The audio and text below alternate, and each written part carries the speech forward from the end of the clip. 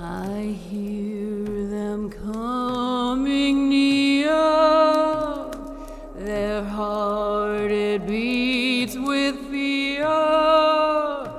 They say my name in shame. My words they were abused, my healing they misused, and now I stand accused.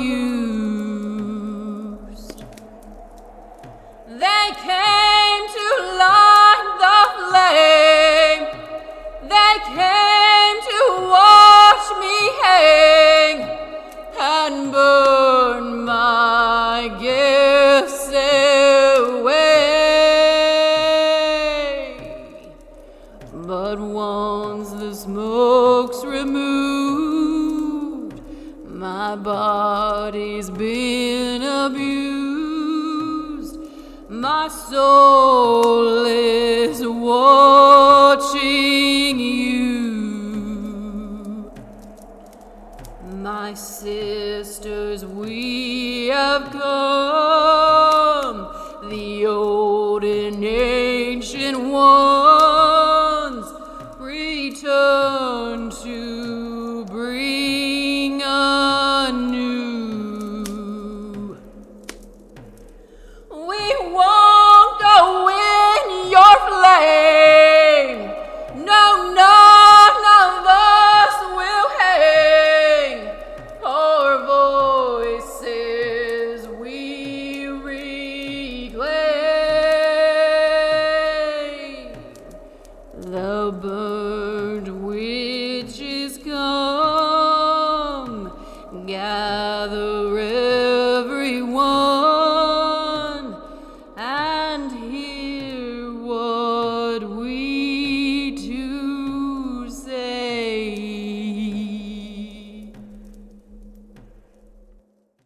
Welcome to Burnt Witches, a limited series podcast where history rises from the ashes and comes back to you in a modern way.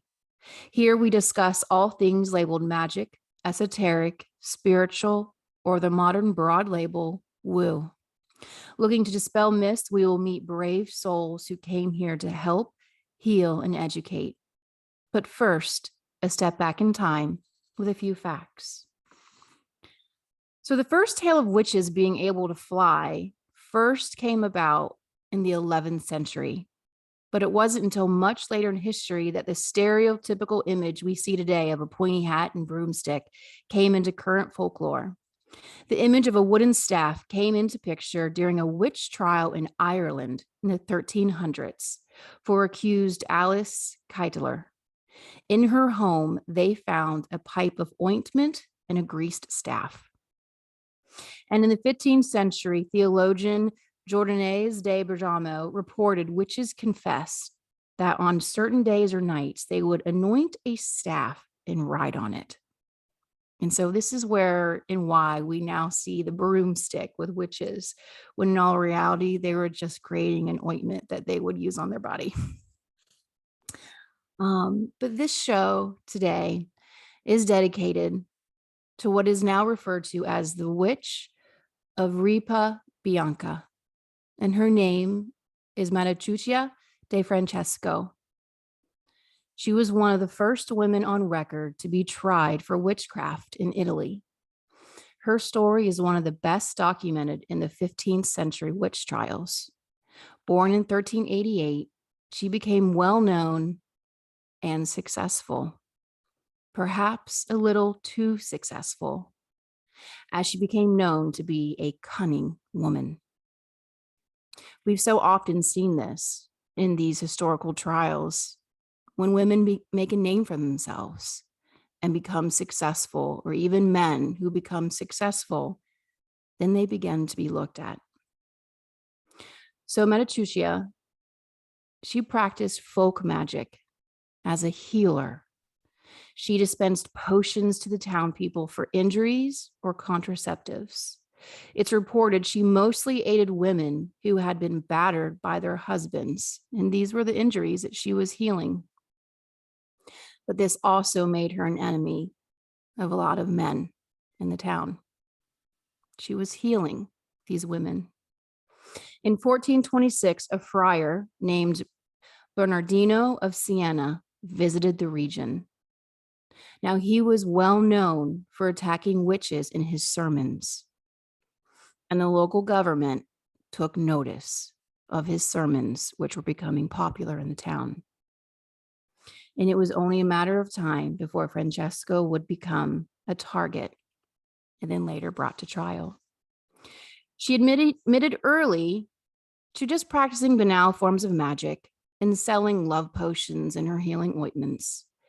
But upon further torture, she admitted she could transform into a fly and often anointed herself with the oil of a walnut tree and fat from a vulture, among other ingredients. She was convicted and led out of town on a donkey, where she was then burned at the stake. And this show is dedicated to her, the witch of Ripa Bianca. And I would love to discuss a little further as we learn and hear more of these stories. It's upon days of torture that these women and men would often begin to change their stories and start speaking of things which, even to the mind, you would think they didn't make any sense. And so, were they telling truths in these tortured moments, or were they to the point of dehydration, malnourishment, that they were hallucinating? And I'm so honored to bring in someone who I just declared a very dear, close friend and a colleague. I have Brandy Miller, an internationally known psychic medium. And thank you for joining the show, Brandy. Thank you so much for having me here, Abby. It is an honor. I'm so excited. Absolutely. We were discussing before we recorded this process of you arrest someone because there's rumors, and then they give their testimony, which is often, I was healing the town who, by the way, enjoyed their healing for decades. And that's the reason why they become well known and they had become successful and loved. But then you see the tortures that came for days. And that was the only testimony then that these courts used to try and convict these women and men. And I do believe it's something that we're even seeing, we can see often today. Absolutely. Yes. Yeah. In these times of persecution, you go through and you read these stories and you understand them. And this is why we've created the show. We dedicate these shows to these people because I want to look at the testimony before they were tortured for days or weeks or months. And it's a theme. And even today, some women and men who do this work, who are healers, they can sometimes find themselves in points of their lives where they're still needing to defend themselves for this work. Yep. And you're giving me chills. You're so well, you know me, so you know some of my story. And I don't know if you want me to share a little piece of where that is going. So as you know, I just recently got divorced and had to go through a judgment and proceedings with very well to do lawyers here in my town. And I'm in a town right now. When I got married, I moved 18 hours away from all family and friends with my son. And, this person that showed me or showed up in my life as one thing turned out to be something very different.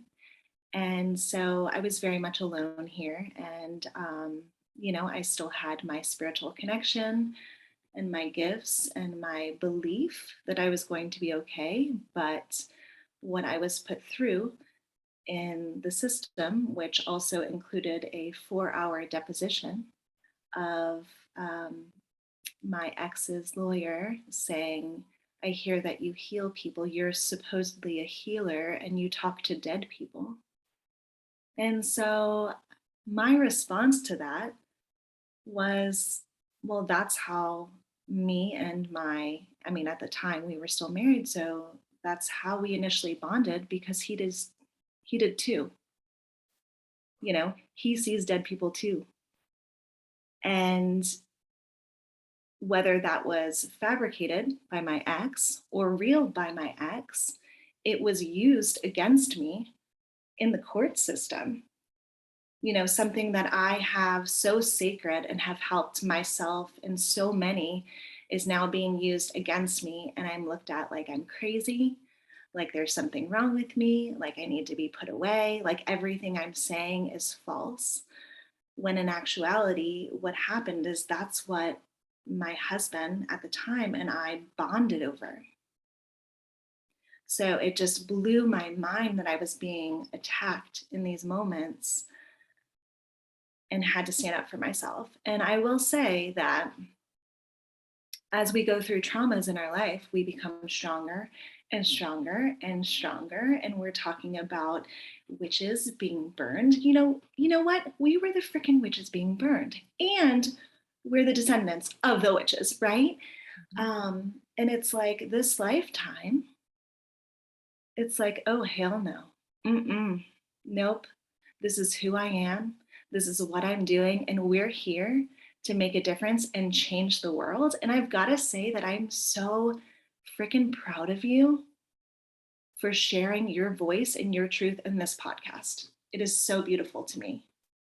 Thank you so much for sharing that. It reminds me of another colleague of ours that went through a similar situation. Her spouse was in full support of this work. He understood it. He was even working on himself, opening up his own gifts. And I do call them gifts, and we all have these gifts. And when the marriage was choosing to end and go separately, it's the very first arrow they pull is to then turn that on their spouse. Uh, Absolutely. and every one of her friends who works within this avenue of using their gifts and helping and healing others was used, and it became a modern day witch trial again. Absolutely. Again. And Yeah. they were trying to use that as a reason to remove her children from her. So someone who had been in support for almost 10 years of her then again pulled out that arrow and Mhm. then tried to use that. Now spirit stepped in, and this was a beautiful way. That lawyer who did that against her, he got disbarred and he can no longer practice law. Oh, yeah, which is Yeah. how it should be. Yes. And it's taking people like us speaking up and speaking out, saying, hey, this is a beautiful thing. We're Mm, actually helping people see their own light. We're helping them heal parts of themselves that are missing from direct connection with source energy or their higher power, their creator. mhm. And it's a really beautiful thing. Yeah. So You know, the fear has got to be thrown out the window. And these people that are coming at us in different ways, right? They show up in different ways in our lives, whether mhm, it's family or friends or lawyers or judges. Um, and it's, you know, kudos to those of you guys who had to stand, and myself who had to stand up to it. And we did, and we spoke out. mhm. Yeah, absolutely. And I want all of the listeners at home to know, being a spiritualist and working in this field, our first thought is, and we spoke it is, I send love. I send love to the judge. I send love Yes. to the other Yes. lawyer. I send love their way so that they can open their heart and see that this is not anything to cause harm. We are just trying to help others. And I'm going to pivot our Sure. conversation right now because we're going to go in that beautiful love, that love frequency. And I would love to hear from you. What is one of the most beautiful ways that you have seen from living spirit? I call them living spirit because they are very much so still alive, that you've seen help somebody else. So this goes back to 2014 when I am just understanding my gifts. So I was in my mid 30s. So it took a lifetime, or what felt like a lifetime, to understand them, right? And this was a part of my journey. And this was really profound, not just for me, but for the people involved in the community. And so ultimately, my son was going to a new school. My son, I was not married. I had never been married up until this recent marriage, but I was raising him as a single mom. My parents were super involved, but when it came to things at school, like he wanted to sign up for Boy Scouts, I was like, yes, let's do it. Well, I'm going to be the one going with him, right? And so we're at a new school, and so we go to the Boy Scout meeting, and I meet this man, and a beautiful African American man sitting against the wall. Like, I went and sat next to him, and he's the type of person who the first time you meet him, you know everything about him. Like, he just loves his family, he loves his friends, he loves New Orleans. Like, I didn't say this before, but I'm from New Orleans, which is a super spiritual town in itself. And so we're sitting up against the wall and we're making all of these connections. Well, 3 weeks later, we go to our first overnight camping trip, and he's still really the only one I know. So we meet up. My mom actually came along, and we're eating breakfast around the campfire, and they're making connections, and our boys are starting to become good friends. They have classes together and all of that. And we're sitting around the campfire, and the sun is coming through the trees and the smoke is going up, and we're just standing there looking at it. It was just absolutely beautiful.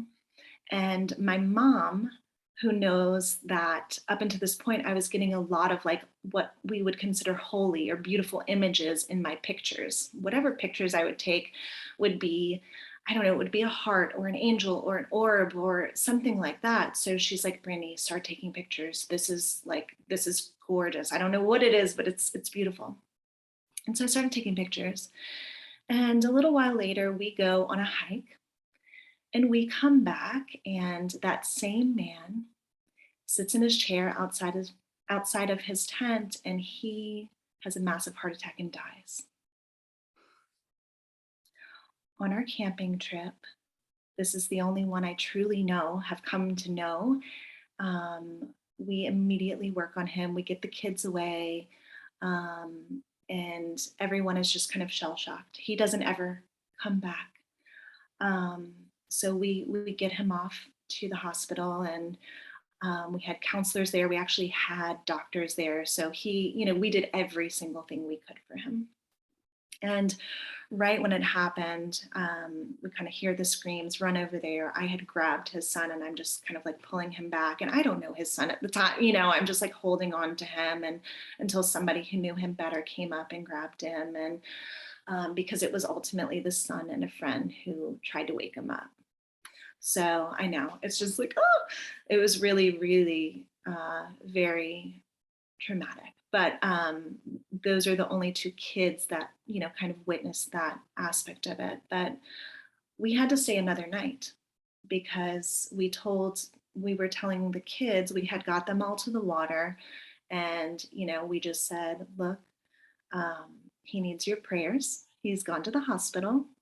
Now, all of the parents knew that he had passed, but we wanted the parents specifically to tell their children in their own way, right? And so we're all back around the campfire later that night. Now the counselor has called his wife and went with him to the hospital and stayed for her and all of that. And I hadn't met his wife yet. Okay. Um, and so we're all sitting around the campfire, and all of the parents are just in shock. And I'm just going through my pictures, and I'm like, oh my God, Mom. I'm like getting emotional just saying it. I was like, look what's coming through. And it looks like this beautiful angel. And there's a heart in the center of the angel. It's that campfire, the smoke going up, the sun coming down. That is what he saw before he passed. And so we were looking through it throughout the other pictures, and there are other pictures where it almost looks like the sunshine is scanning him. And he'll be in one picture in the same position, and then the next picture he's not even there, but that sunbeam is still there. It was just wild. And so we got all of this to his wife, and I met her the next week at a prayer service. So this is at a Catholic school, being in New Orleans. Everyone, generally, most people go to private Catholic school. And so, I don't know I'm a medium at this point, so I'm not completely shunned at this point. But so I meet her and I go up to her, and,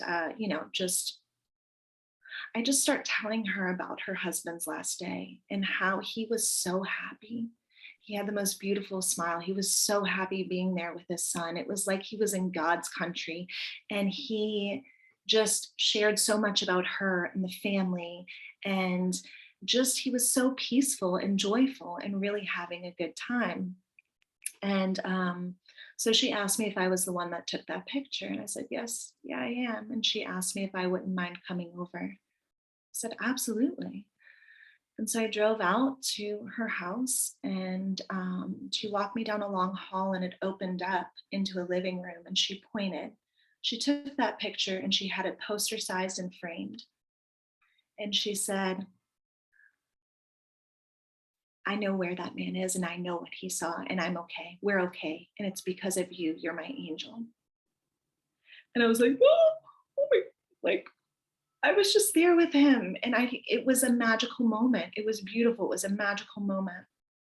And she goes, my son was in the tub and he was crying, and I went and got that picture, and I said, look at this. Look what your daddy saw. What do you see when you look at this picture? He goes, an angel. Do you think your daddy's okay? Yeah, I do. Okay. Well, so, and we have since become the best of friends. And she's used that picture at the church services. And she goes, come here, look at him. He's smiling. Now you can't pass and have a smile on your face. The man was smiling. And so, and the 9th anniversary just passed, and I just saw the picture again. And I reached out to her, and she goes, I feel him. I see him in, the characteristics of my children, and I know where he is, and it's because of you. And that's the power of spirit working in our lives. Oh, That was a little bit longer than expected. And there's so much more, because that was ultimately kind of the beginning of me coming into all of this. mm-hmm. No, So it's a beautiful story. It's a beautiful testimonial to this work.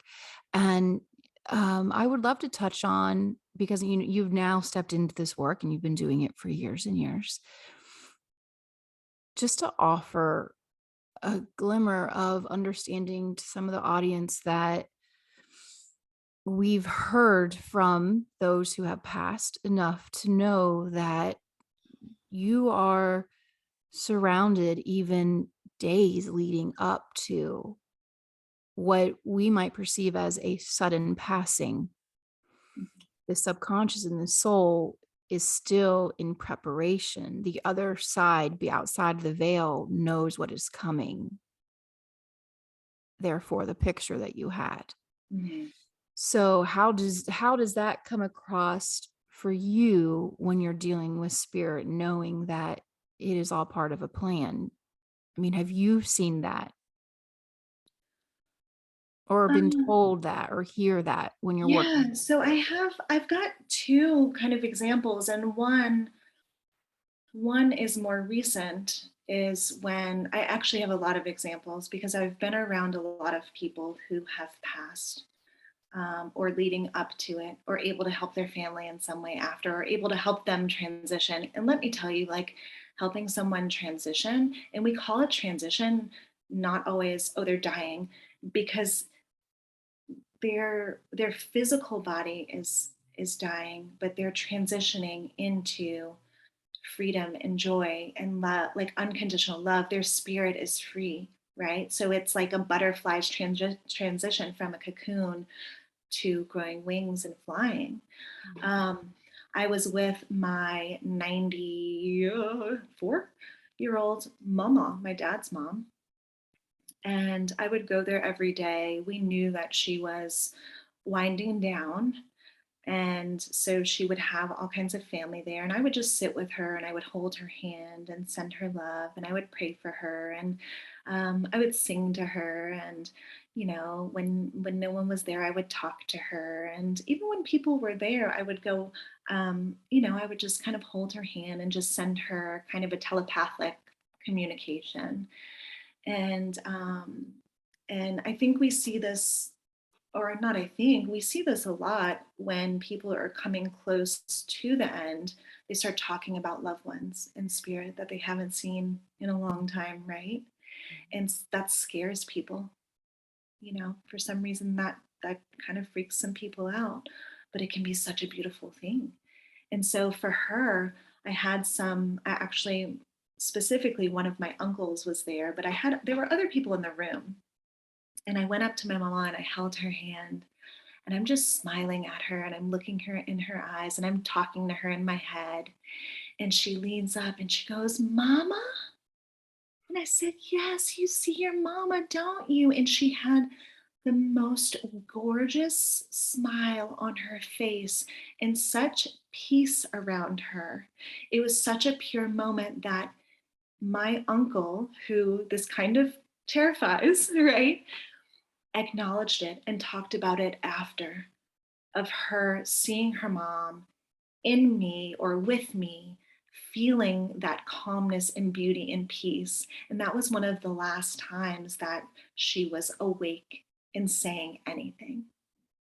And so, in a way, I think that it opened up his eyes a little bit, that hey, maybe there's something to this, you know? So that's one of them, is like our loved ones coming in. And I have another story if you want to hear it. Um, so this is a story that my mom used to tell us, because my mom, her family always talked about spirit. Now, when I came to be a medium, it was like, nope, nope, no, you're not, because of the fear, and what I would go through, right? Mhm. Not no, you're not, but I don't know if this is right for you. But so my mom's grandfather, so my great grandfather, he was getting really ill and he was on his deathbed. And in New Orleans, we have shotgun houses, which are really narrow homes with room after room after room. So in order to get to the kitchen, you have to walk through a bedroom. In order to get to a bathroom, you have to walk through the kitchen, and so forth. So his sister had died before him, and she always said when she was dying that she would be there for him when he was passing. Okay, so let's keep that in mind. So it's the beginning of May, and he tells his family, if I make it until the end of May, I'll be okay. All right.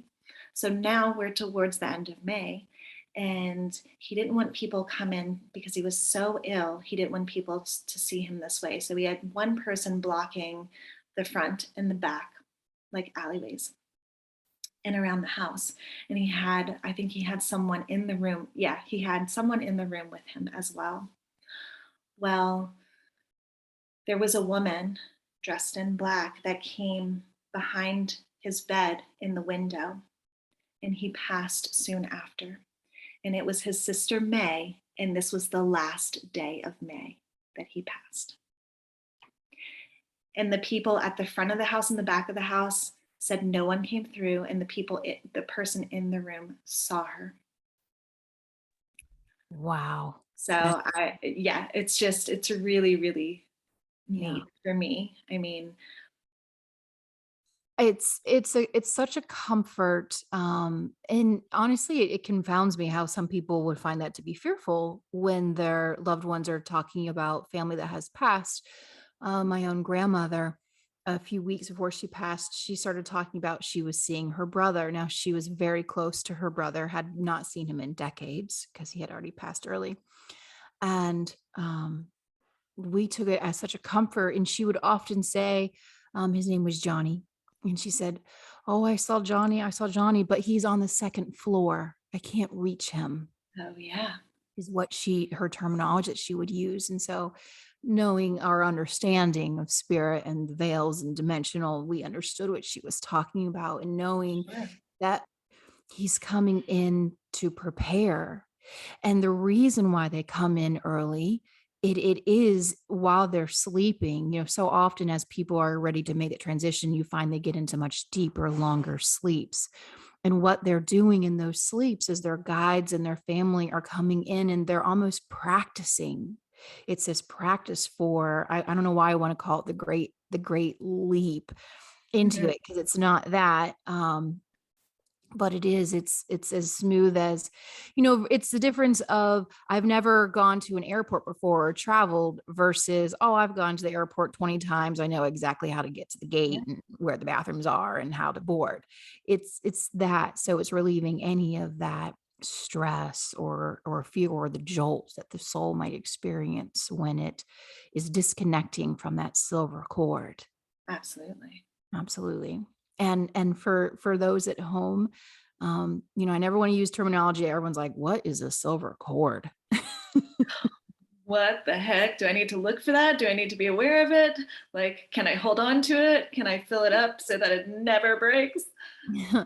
I'll give an example of a silver cord. I was doing a reading for somebody, and this person stepped forward, and based on the personality that I was explaining, based on the physical looks, what this person looked like and their memories, my sitter knew exactly who it was. They said, "Oh, you have my aunt." And they said, "But my aunt is still alive. Yeah. She's been in a coma. She's been essentially a vegetable state for, I think it had been 6 months at this point. She was in a nursing home." And so what she was showing me and what the aunt told me was she was still waiting for one person to come. And she expressed that. And I could see this very small silver thread that was still coming out of her soul self. And that's who I was speaking with, Mhm. connecting, coming out of her. And that's essentially like the tiny little energetic thread, the cord that attaches the soul into the physical body. Yeah. Yeah. It's very similar. If people want some type of a context, it's like the movie, is it called The Gold Compass? And Oh, yes. you can see that gold thread that attaches them. Now it's them attached to their animal, but understanding that animal is actually a piece of their soul. And that's why they're so tethered closely. And if the animal's hurt, then they feel it in their body. But Mhm. that little golden cord that you could see, it's very similar to that, Yeah. if people are wanting a visual. Yeah. And a lot of times as a medium, whether we're doing psychic mediumship, healing work, we are able to tap into people's higher selves. Everything is energetic. So, when we have clients and we're bringing through either loved ones in spirit or someone else's higher self, um, it doesn't necessarily mean they've passed. When people have dementia or Alzheimer's or in a coma, they're living partially in that world. So it's very easy for us to pick up on them. But Mhm. also people in the living, maybe there's something that we need to discuss about that person, and that's why we're bringing them through. So it's I think it's confusing to our clients. They're like, "Oh, I'm sorry, that person's living," and we've got to kind of calm them down. Like, doesn't mean they're passing. It doesn't mean that It's Mhm. just that we're able to connect into that. Mhm. Yeah. They're existing in what I like to call it's almost in that quantum field. Sure. And the quantum field is this electrical network. And that's where all of our consciousness and our higher self, it's the computer system essentially of the universe. Yeah. And every life that has lived and every memory that has ever existed or been created, you can tap into that. And when you do this work, our higher selves, we go up and we attach into and connect into this quantum field. And it's very much so, almost for me, I have the visual of like surfing through Yeah. and finding those little nodes of that. And then once you've found where you need to go, then you drop down into it, and then you're into a memory, Yes. and or into a moment, and then you can visualize that. Mhm. So we've already in prior show, we've covered a remote viewing, and this is also how remote viewing can happen. Absolutely. And it's also why your loved one was talking about the second floor, Mhm. because we're pushing our energy up a frequency as spirits trying to lower theirs, and we blend. And that's how we pick up on characteristics and memories and validations. And that's how we bring through evidence. Mhm. Like you were talking about, I think, with Andrea. Is that correct? Yes. Yes. Yeah. Yes. Yes. Yeah. And I want to let everyone know at home, the listeners, every medium or psychic, we work in our own unique ways. So there really is no lobbing everyone into one bucket. Absolutely. And it's also the same for you at home. If you are feeling a draw to this, or a pull to this, or you've had different experiences, for instance, I'll just share between Brandy and I'm very visual. So I say the words a lot, I see, but now then you work differently. Yes, yes. I am a feeler to the max. So I physically feel spirit, I feel energy, um, whether it is from people in the living, people who have passed, objects, nature. And most of my information, not all of it, because all of my senses are heightened, but most of it comes through feeling. And that even is how a person looks in spirit, which is hard to translate because our sitters, also known as our clients, don't fully understand that language of me saying, I feel that they look like this. I'm not seeing it. Like most of the time, when I close my eyes, it's black, it's nothing. But can I feel it? Yes. Can I feel how they've passed? Yes. Can I feel their trauma and pain? Yes. It doesn't always feel good, but this is also what caused so many issues in my entire life, especially when I was younger, not knowing that it wasn't mine and having it cause depression and anxiety and just thinking something was wrong with me, like I was crawling out of my skin. Mhm. But it's now that I know how to work with it, I'm able to say, oh, okay, well, that's not even me. Okay, you can't be with me right now. I'm not working. This doesn't feel good. Please leave. And then other times I'll say something, and this happened recently that I went to, my tribe. And I was like, look, I am being drained. I just feel exhausted all of the time and I don't know what's going on. And, I sent them a video of me just trying to do, a card reading and I couldn't even get through it. And they're like, well, that's because there's someone with you and they're trying to get your attention. And I'm like, oh my goodness, it has been a week and this person has been with, like, what the heck, And it's just sometimes because I'm just feeling and I'm so used to feeling that I'm just going about my day and I don't recognize what's mine and what's not. So sometimes it becomes difficult, right? And Mhm. it helps to have people who are going through similar situations, um, like close friends that have these gifts or are using them, let's say that can help you navigate it. Absolutely.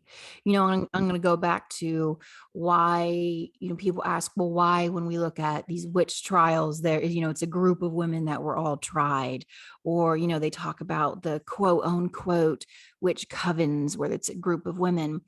And so often they're in groups because number one, they finally have someone to just share with what they're experiencing and feeling, because they don't have anyone else to talk to Yeah. that can relate and or understand. And they know it's a place of non-judgment. And it's also a place of helping. It's helping them understand what's happening to them. And it becomes, again, it is, you mentioned the word tribe. It does, it becomes a tribe of people, and they're just there to help them further explore and learn and understand these heightened sensory abilities. Yeah. Um, And people who, going throughout life, if you do not have that, some of the people around you will, say you're over emotional or you're too intense or this or that. But it's just that they don't understand your energy or what you're personally going through. So they don't have the tools to help you. It's not their fault. It's not your fault, But when you do find your tribe or your coven, and those words for me can be interchangeable, we're showing up the same. um, it is a place, like you said, of non judgment. And not only for the people who are in that group, but we hold space for the world. Like, we are the most non judgmental people because we've also been through the most and we can empathize with most people in all shapes of life, right? mhm. And And because so we really put out love. Now, not everything is love and light, but we live our best truth in our most authentic selves and do our very best to see ourselves and others and love them at that level. yeah. And sometimes love looks like a really hard boundary. Absolutely. Yes, Mhm. absolutely. Yep. And boundaries are so important, especially for any listeners at home, that if you relate with the word being an empath, you're an empathic person. And that just means that you feel the emotions of other people. And so you can tap into that. And I'm really coming into a place where I really won't accept empath anymore. I'm like, so you're a psychic.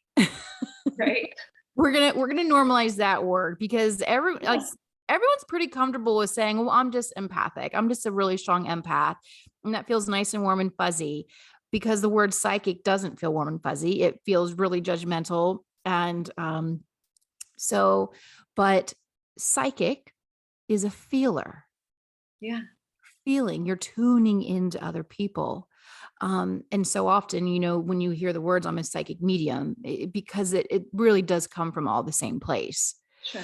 But it's so important that we normalize these terms, and we normalize understanding that, just like you had to do the work to differentiate other people's feelings from your own. Mhm. And there are days that myself, I will wake up and, I'll feel great. And then all of a sudden I feel intense anxiety and overwhelming. And I'm so grateful that I've gotten to a point where, when I can feel that almost come in like a wave, I can pause for a moment. And it's almost like taking all that emotion as a ball, and I can pull that out of my body. And then I ask the question, is it mine or is it the collective? Mhm. And when I ask that, I will get the answer, nope, this is you. These are things you haven't dealt with, or nope, that's the collective. And trust me, when I tap in and I realize this is just the collective, I picked up somebody else's emotions, or everyone in the environment. This will happen sometimes if there is, I don't watch the news. So if something really bad has come on the news, and a lot of people in my geographical area have picked up their emotions, and they're really, really stressed, it can affect the geographical energetic space. Absolutely. And so it's why it's so important to understand the sudden panic attack of doom and fear coming out of nowhere. Oh, all right. So what's everybody consuming today that's revving up their energy bodies collectively? And now I'm tuning into that. Yeah. Yeah. And it can even come through in manifested physical sickness. Yes. And just for instance, like this was probably the most intense, but who knows what else before I came into my gifts, is I was sitting at a little cafe, and I had a really big reading that I had to do like 2 days from this. Okay, so it wasn't even on my radar. It wasn't even on my mind. I am just minding my business, having lunch with myself, and journaling and doing work. And all of a sudden, I feel like I'm knocking on death's door. Like I have a serious flu, my head is killing me. Everything in me feels sick. My neck hurts. I don't know what's going on. I go home and sleep the rest of the day. I wake up and I'm fine. I am fine. And I'm like, what the hell? Okay, that's not me. If I'm completely fine, that's not me. And so I talk to spirit, and this is boundaries. You're talking about boundaries with physical people, but we have to have boundaries with the spiritual world as well, and that energy. And I was like, okay, I realize it's you. And I do believe I know who you're for. You cannot show up until I'm in front of that person. And now that you've come early, you cannot be the first person here. And you can allow me to feel that when you come through, but then you have to let it go. And sure enough, I think it was like, I brought through like 6 people for that particular person, because this was like a high profile person. I wanted to like knock it out of the park. And this feeling came back. And this feeling that I had was the person's partner in business who had cancer all over his body and huge tumors on his neck. And so this is what I was feeling, but it was 2 days early. And I thought it was mine, right? So it's like sometimes it takes us to go lay the hell down or go for a walk in nature to like reconnect and figure out. But sometimes we feel so bad that we just have to like sleep it off and then wake up and say, okay, is this mine? Or am I really sick? Because I sure feel like it. Absolutely. Before some of my sessions, my throat will begin to close up in that throat chakra, and I will start to, sorry for if that was loud for the audio, but I'm clearing my throat constantly. And so therefore I know, all right, the client, the sitter who's coming in is really nervous about this session. Yeah. And they have a lot of fear wrapped around this. So I know, all right, someone's coming on that probably hasn't ever had a reading before, and or there's something that they're worried might come through with Sure. this. So then I know right away, once I come into the session, my job then is to make them feel as relaxed and comfortable as possible, to remove any of those emotions. And then also it can also let me know they're not really good at using their own voice. Sure. So Yeah. we're going to also work on that as well, so that they can bring up something that they're repressing. Mhm. And then just like you were talking about, every medium works differently. A lot of times that'll happen to me when I'm with my clients speaking to them, is all of a sudden my voice will just go out. Or even if I'm not even with a client and I'm just in regular conversation and spirit kind of found their way through my boundaries, right? My Mhm. voice will just go out and I'm like, oh my goodness, I have to have a little conversation with spirit. But if I'm with a client, it's your loved one would have been a smoker, or they would have had a tube, that breathing tube down their throat. It's more of a sign for me. And I feel that with different things, whether it's in my lungs or an actual tube, and I'm able to give evidence based off of it. And the sitter can physically hear and see that everything has changed within me. So that's kind of fun for the sitter. They're like, oh my god, are you okay? Yes, they totally either talk like that, or smoke like that, or had the tube.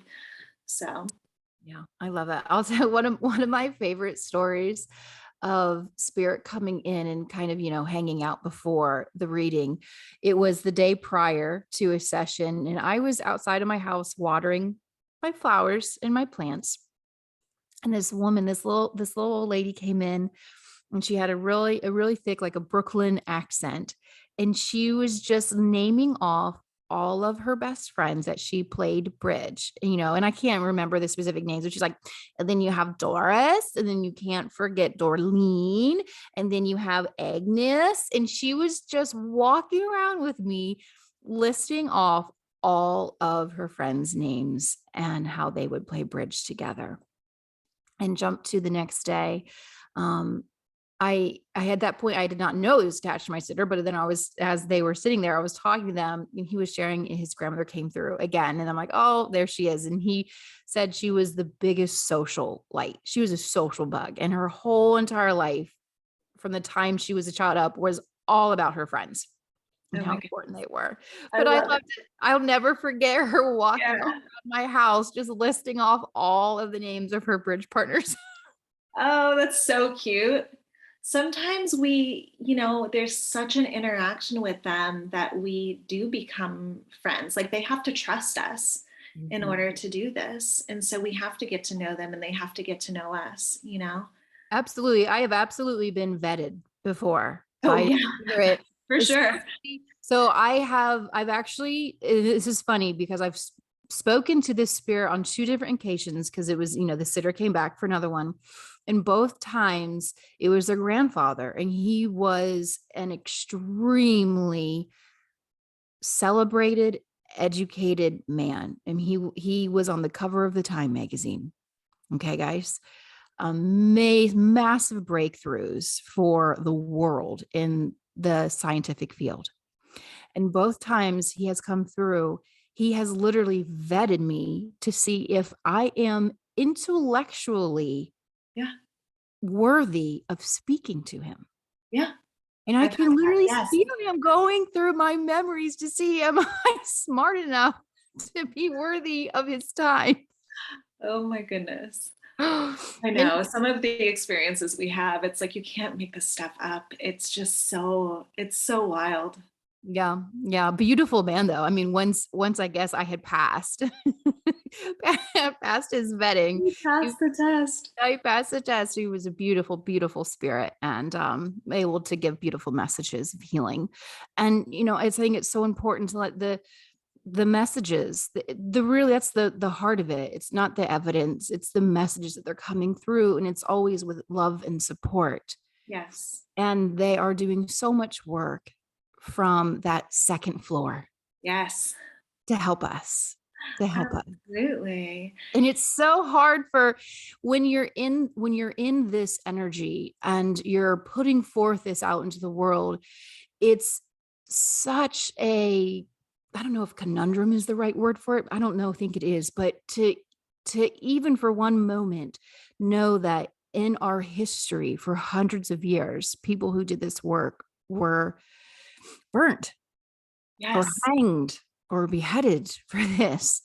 When you can see and experience the healing Absolutely.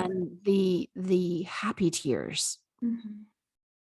And growing up in the Catholic religion, we are taught to fear psychics and mediums. And um, even though part of that history was talking to a higher power, right?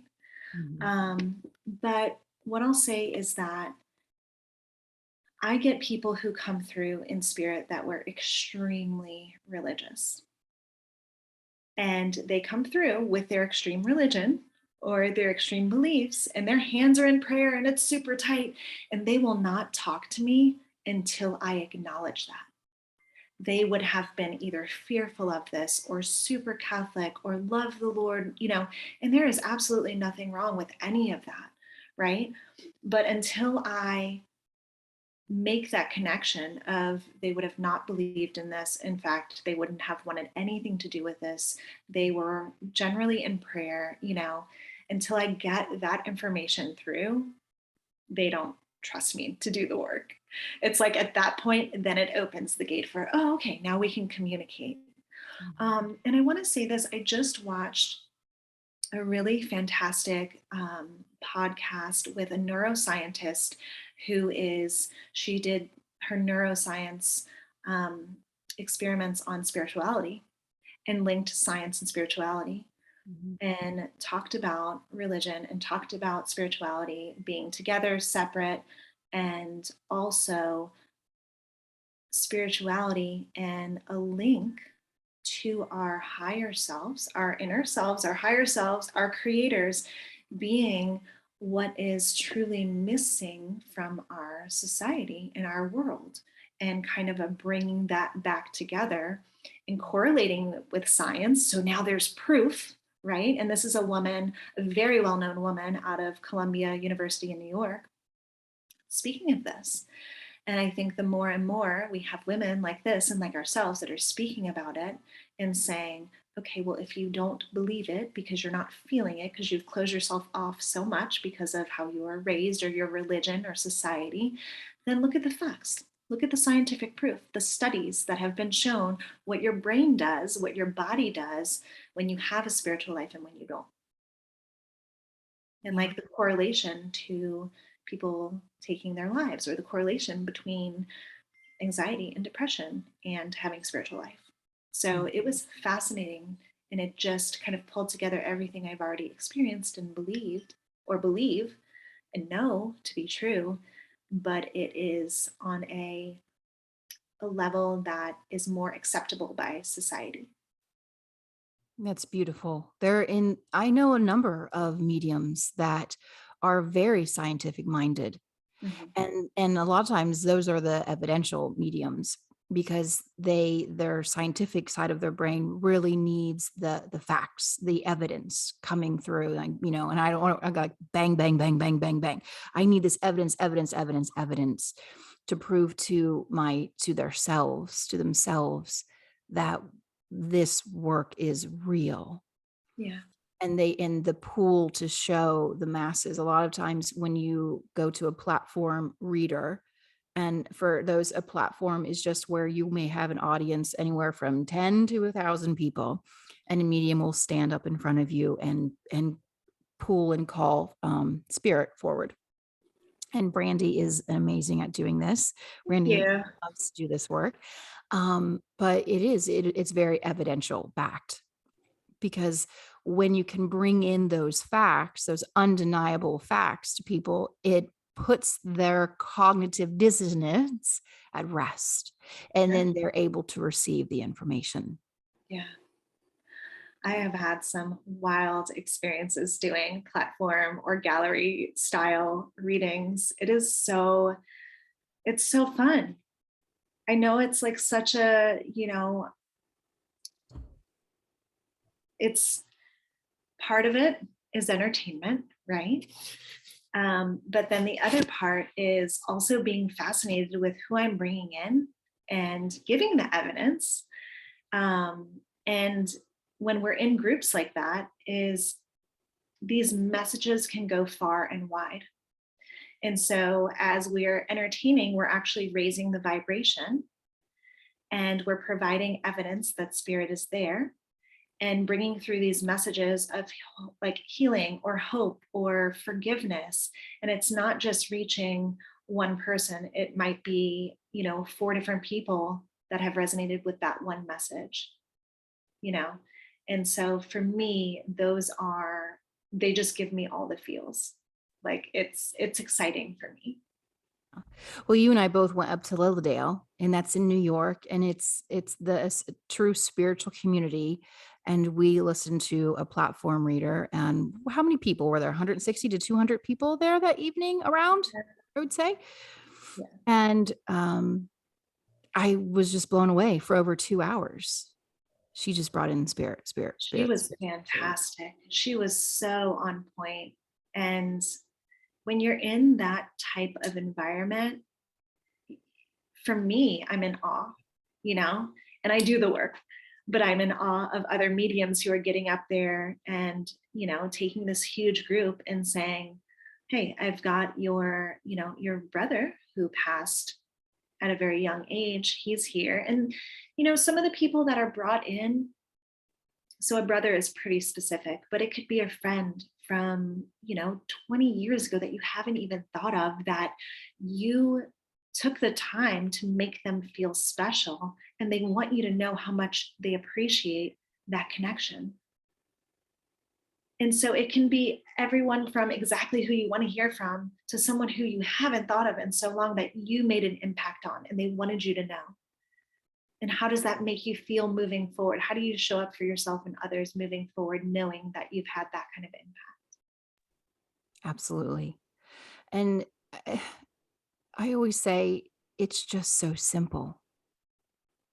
It really is. These messages often they're just so simple of just knowing I saw you, I love you, I'm good, I'm fine, I'm still supporting you, I'm still here. And those are like the common themes that are coming through. And or the one that's the most healing that I've seen is I was doing the best I could. I was working within the only tools and information that was provided to me. Mhm. I was trying to be the best parent or the best grandparent or the best closest friend I could, but I was dealing with my own traumas Sure. from my childhood, and I hope you will forgive me. Mhm. And I feel like this, when people are open to coming to us or coming to galleries or platforms and experiencing this, it just plants a seed in them, some type of spiritual seed, no matter how big or small, of I have an impact. I can make changes that will have an impact on people around me, not only my life, people around me and future generations. And I feel like in this business, you and I, and our fellow healers and mediums and psychics are continuously working on ourselves, working on releasing traumas, working on past lives, working on cutting cords, working on, triggers and how we show up in our lives for the people around us better and for ourselves better. We are in constant transformation Mhm, for the better. mhm. It's because it provides us to be a clearer channel. Mhm. And because we can feel the difference when we are eating healthy food, high vibrational, I call it light food. When we are not taking any type of substances coming into the body that lowers the vibration, when we're healthy and exercising and working this body, the messages come through clearer. Mhm. They come through more often, and it's not, I want to say that it comes through smoother Sure. for Yeah. it. And so, yes, so I am a little leery for the people who do this work and they're out eating, fast food, unhealthy food, and they never work out and they're out at the bar, Yeah. every single night. But yes, it is. It's working on the physical vessel because again, the messages come through this body, which we've tapped into making it a communication tool. Absolutely. It's that trifecta of body, mind, and spirit. Mhm. Getting out of your mind when you're doing this work, but also having a stable mind, right? A strong and stable mind. Mhm. And making sure your vessel is clear and making sure you work on your connection because it does take practice and it does take dedication. There was something else I was going to say and it just really flew the coop.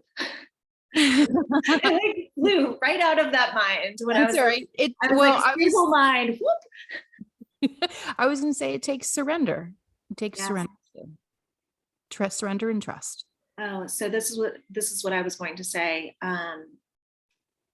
In doing this work and witches, we're talking about witches and the work that they did, and we still do, is there are morals and ethics and we honor it and we come from a place that respects the craft that we do because we know that it is beautiful and powerful.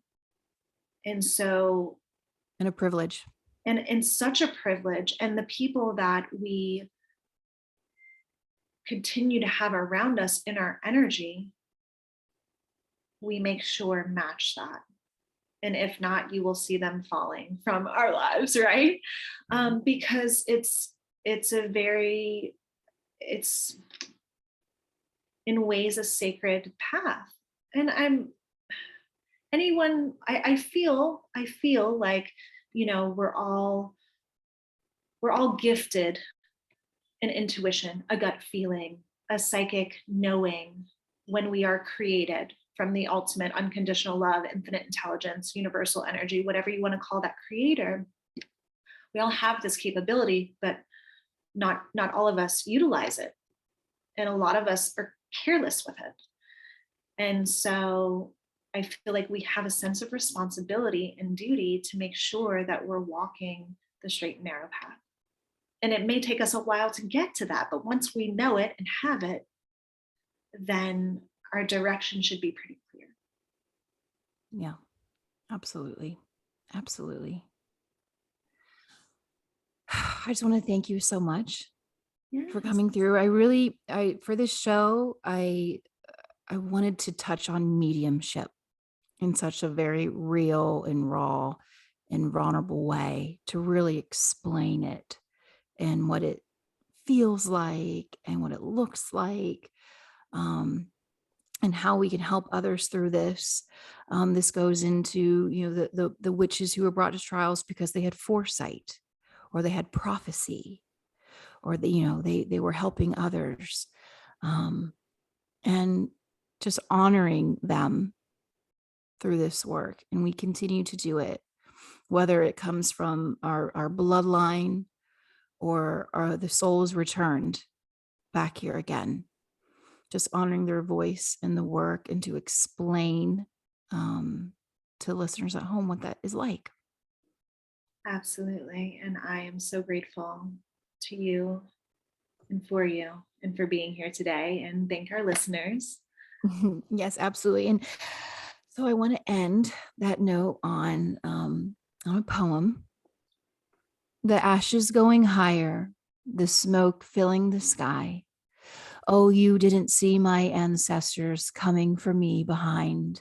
As you light the flame of fear, burning away the inner voice rumbling near. Oh, you thought turning us to dust, we'd lay in the ground bearing your lust. But a fire burns in our blood, memories drum through our veins. We are the burnt witches returned, the ones you thought you burned away. But our voices rise together, an echo from a deep place you know. Our hearts, they do not tremble. We've come to awaken and help you grow. And Brandy, if you can let everyone at home know how they can find you. So I am on Facebook and Instagram, at Brandy Miller Medium. Well, at Brandy Miller Psychic Medium. And I'm also on YouTube under the same name. And or you can reach out to me through my email, brandymillermedium@gmail.com. And for anyone, you mentioned earlier that you're from New Orleans. I know that you're going down there during the holidays. So if you wanted to book in Yes. person with Brandy, you can reach out to her. Both you and I share that in common. We both are from, well, we live in these ancient, beautiful cities, ancient for American standards. I mean, I grew up in the cemeteries. Our cemeteries are freaking amazing. The culture down there is so wonderful. But yeah, I'll be there during Thanksgiving, which I'm actually fully booked during the Thanksgiving holidays, but I'll be back during Christmas time. And I do have some one-on-ones available, and I have group events still available. So just contact me through social media at Brandy Miller Psychic Medium, or through my email. And for all the listeners at home too, keep an eye out for Brandy's website, or for mine. I'm abbylynn.co. We will be doing a live in person in Charleston in spring of 2024 for workshops and a platform read. So keep watching the sites for information, because we will be bringing that to everybody soon. Absolutely. And the next step after that is going to be New Orleans. Just drop that on Abby. Yes, absolutely looking forward to it. Thank you, everyone at home. Thank you, Brandy. Thank you so much. To re-listen to today's episode, or to catch any other shows, please go to host Abby Lynn's website at abbylynn.co, where you can also find merchandise and other recordings. Thank you for tuning in. We'll see you around the fire for the next one.